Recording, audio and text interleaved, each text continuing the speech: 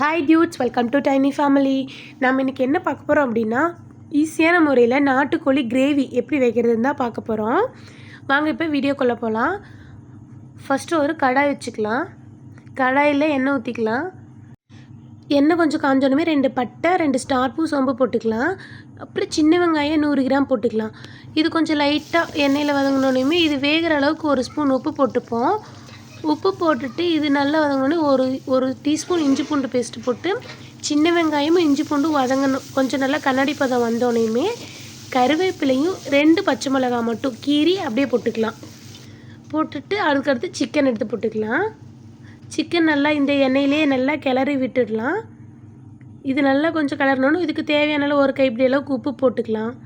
உப்பு போட்டு நல்லா கிளறினோடனே 1 ஸ்பூன் மஞ்சள் தூள் போட்டுட்டு இதையும் போட்டு நல்லா கிளறி விட்டுடலாம். அடுத்து 1 ஸ்பூன் மிளகாய்த்தூள்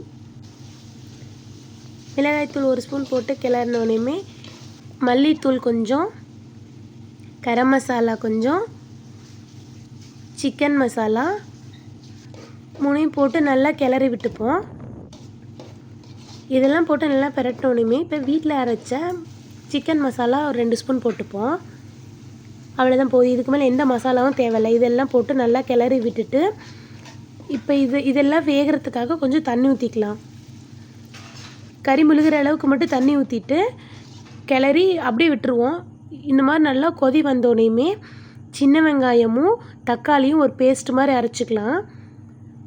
அரைச்சிட்டு அந்த கறி வேகிறதுக்குள்ளே இந்த பேஸ்ட் மாதிரி அரைச்சி இந்த பேஸ்ட் அப்படியே அந்த நல்லா இப்போ பாருங்கள் இந்த மாதிரி கொதி வந்துருச்சு. இந்த கொதி வந்தோடனே இந்த பேஸ்ட்டை இதில் ஊற்றிடுவோம்.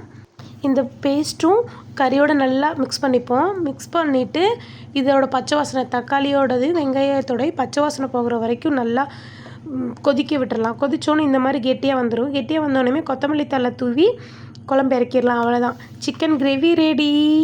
வாங்க சாப்பிட்லாம்.